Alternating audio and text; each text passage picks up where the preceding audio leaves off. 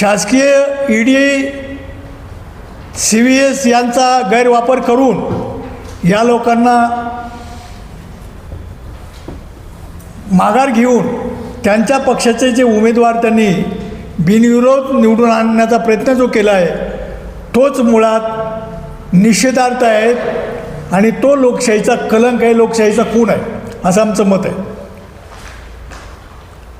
आपण पाहिलं असेल की बाबासाहेब आंबेडकरांनी या देशातल्या तमाम नागरिकांना जो मताचा अधिकार दिला आहे त्या मताचा वापर न होता या राज्यातले शासनकर्ते यांनी बळाचा वापर करून हे जे काही लोकशाही विरुद्ध षडयंत्र चालू आहे ते अत्यंत घातक आहे. भविष्यासाठी या महाराष्ट्रालाच नव्हे तर या देशाला देखील तो अत्यंत चिंतनीय प्रश्न आहे. आणि म्हणून सामान्य नागरिकामध्ये, कारण आज तुम्ही पाहिलं असेल की महानगरपालिकेच्या निवडणुकीमध्ये जे धनदांडकेच उतरलेले आहेत. बरं, धनदांडके उतरले तर आमची काही हरकत नाही, परंतु ज्यांच्यावर अनेक क्रिमिनल केसेस आहेत, ज्यांचा इतिहास हा, ज्यांची पार्श्वभूमी अत्यंत गुन्हेगारी प्रवृत्तीची आहे, असेच लोक या महानगरपालिकेच्या रिंगणात उतरलेले आहेत. आणि त्यामुळं सामान्य कार्यकर्ता जो सुशिक्षित आहे, ज्याला महानगरपालिकेच्या प्रश्नाची जाण आहे, महानगरपालिकेमध्ये अनेक वर्षापासून काय चाललं याची सुद्धा आहे, परंतु त्याच्याकडे पैसा नाही आहे आणि त्याच्याकडे पैसा नसल्यामुळं तो या प्रक्रियेपासून अलिप्त आहे. आम्हाला या पत्रकार परिषदेच्या माध्यमातून जनतेला आणि उमेदवारांना असं आव्हान करायचं आहे की जे उमेदवार शासकीय खर्चाशिवाय कोणत्याही मतदाराला पैसे देणार नाहीत, कोणत्याही आमिषाला बळी पडणार नाहीत, असं आमच्या या प्रसिद्धी पत्रकात आम्ही हे सगळं उल्लेखलेलं आहे. जो खऱ्या अर्थानं भारतीय संविधानाच्या नियमानुसार निवडणूक लढवील त्यालाच जनतेनं निवडून द्यावं, जेणेकरून तो, कारण या ठिकाणी मागच्या अनेक वर्षापासून जी निवडणूक होते त्यामध्ये करोडो रुपये खर्च केले जातात आणि नंतर हीच मंडळी प्रशासनाला हाताशी धरून जनतेचा आलेला विकासाचा जो फंड आहे तो फंड व्यवस्थितरित्या वापर न करता आपसामध्ये थातूरमातूर विकास केला जातो आणि ते आपसात वाटून घेतात. हे आमच्या पत्रकात आम्ही स्पष्ट मांडलेलं आहे. आणि म्हणून जनतेला आम्हाला आव्हान करायचं आहे की तुम्ही जागृत मतदार आहात.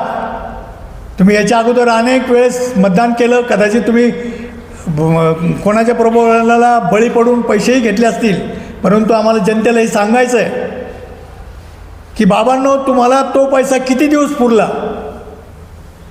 2 दिवस, 4 दिवस, 8 दिवस, परंतु या निमित्ताने या धनदांडग्यांनी आणि या गुन्हेगार प्रवृत्तीच्या लोकांनी तुम्हाला मिंद करून स्वतः सत्तेत बसलेले आहेत. विकासाचा अजिबात त्यामध्ये कुठलाही प्रकार झालेला नाही आहे.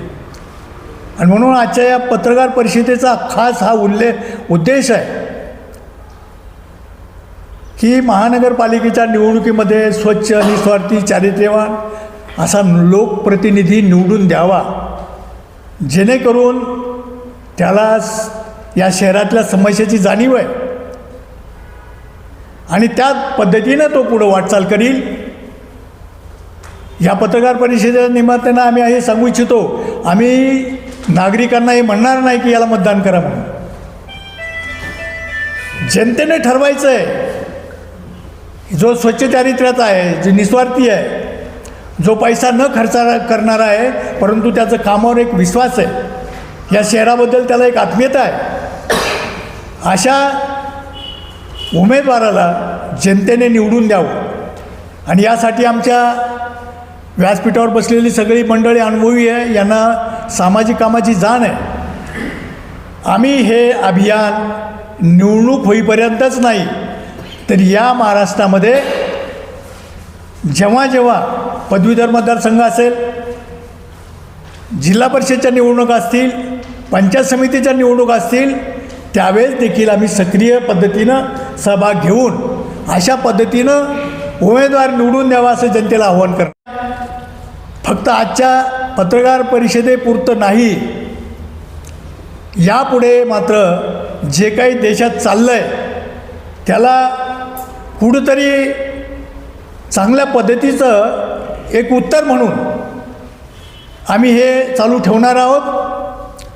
पत्रकार बंधूंनी सुद्धा एक चौथा स्तंभ या नात्याने आमच्या या चालू असलेल्या अभियानाला चांगल्या पद्धतीची प्रसिद्धी द्यावी, जेणेकरून लोकांमध्ये एक जागृती निर्माण होईल. हा प्रश्न आमच्या भूमिपुत्र जन पार्टीचा किंवा मग आम्ही भारताचे लोक नाही, हा सर्वसामान्य लोकांच्या जीवनाचा प्रश्न आहे. आम्ही आपल्याला या ठिकाणी सांगू इच्छितो. एक उदाहरण आपल्याला द्यायचं झालं तर शहराच्या पाणी पुरवठा योजना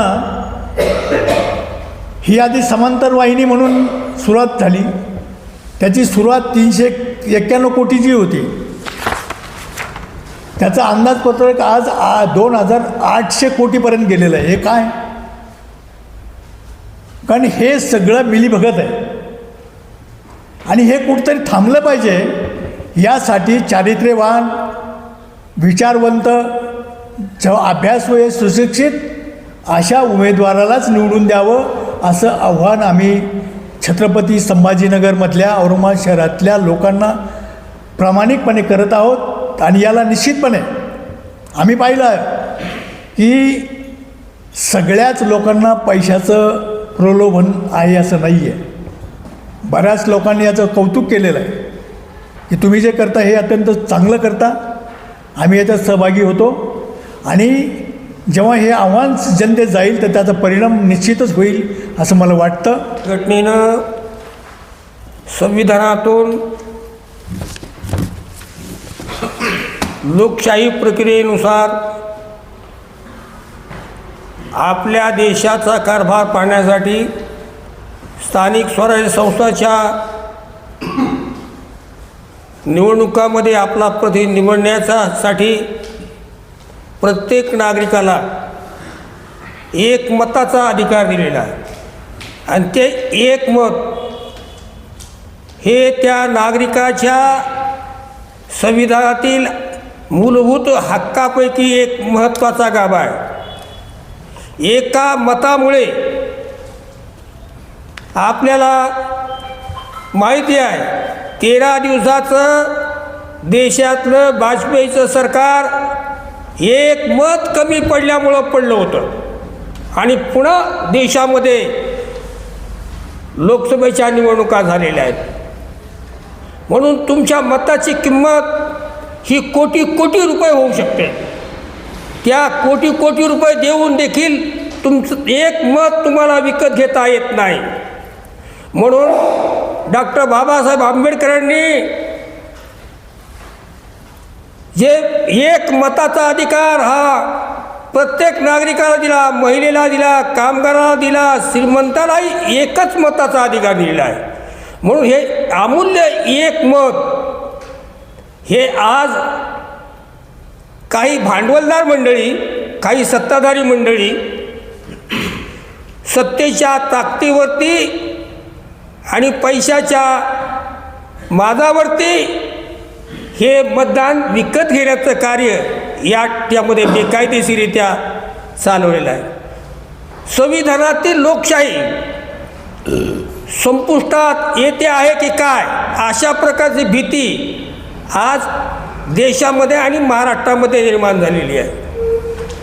लोकशाही प्रक्रियेनुसार जे EVM यंत्र आलेलं आहे मतदानामध्ये वापरण्यासाठी, मतदान घेण्यासाठी, आता आपल्या शहरामध्ये महानगरपालिका संभाजीनगर 4 वार्डाचा मिळून एक प्रभाग केलेला आहे आणि त्या प्रभागामध्ये ओपन, SC, ST, महिला, OBC अशा प्रकारचे आरक्षण देऊन मतदाराला त्याचा प्रतिनिधी निवडण्याचा अधिकार दिलेला आहे. 4 मतदान तुम्हाला कंपल्सरी करावे लागणार आहेत, त्याशिवाय तुमचं मत तिथं ग्राह्य होणार नाही. अशा प्रकारची तरतूद त्यात केलेली आहे. आता आपण जर वास्तविक या शहराचा विकास पाहिला तर या शहराला स्मार्ट सिटी करण्याचं घोषित पंतप्रधानांनी केलं होतं. या शहरात ही स्मार्ट सिटी झाली का? नाही झाली. या शहरामध्ये पाण्याचा प्रश्न 1985 पासून प्रलंबित आहे. आमच्या हायकोर्टाने किमान 150 वेळा महाराष्ट्र शासन आणि महापालिकेला, सिडकोला आदेश देऊन सांगितलं की औरंगाबाद शहराच्या ही पाण्यात आज जर आपण विचार केला शहरातील पाण्याच्या प्रश्नावर तर मलिकंबरने तयार केलेली नहर आजही चालते. मलिकंबर राजानं आज हजारो वर्ष चालेल अशा प्रकारची पाणी योजना निर्माण केली. ती मलिकंबरची योजना आजही आपल्याला पाणी देते, उपलब्ध आहे, ती वेस्टेजमध्ये जात आहे. म्हणून आमच्या शहराचं जे प्रशासन आहे महापालिकेचं, हे प्रशासन आमच्या या नागरिकाला आजही पाणी देत नाही. 8 दिवसाला एकदा पाणी येत आहे. निर्णय दिला की तो बिनविरोध जरी निवडून आलेला असेल तर आज निवडून आलेला आम्ही त्याला घोषित करणार नाही. आता तुम्ही सरळ एक विचार करा की त्या व्यक्ती जो निवडून आलेला आहे त्याचा नाव बॅलेट मशीनवर राहणार आहे का, हा प्रश्न तुम्ही निवडणूक आयोगाला विचारा. हे किती मोठी असंवैधानिक घटना घडलेली आहे. आणि एवढी मोठी घटना घडत असताना आंबेडकरवादी आणि संविधान प्रेमींनी शांत कसं बसावं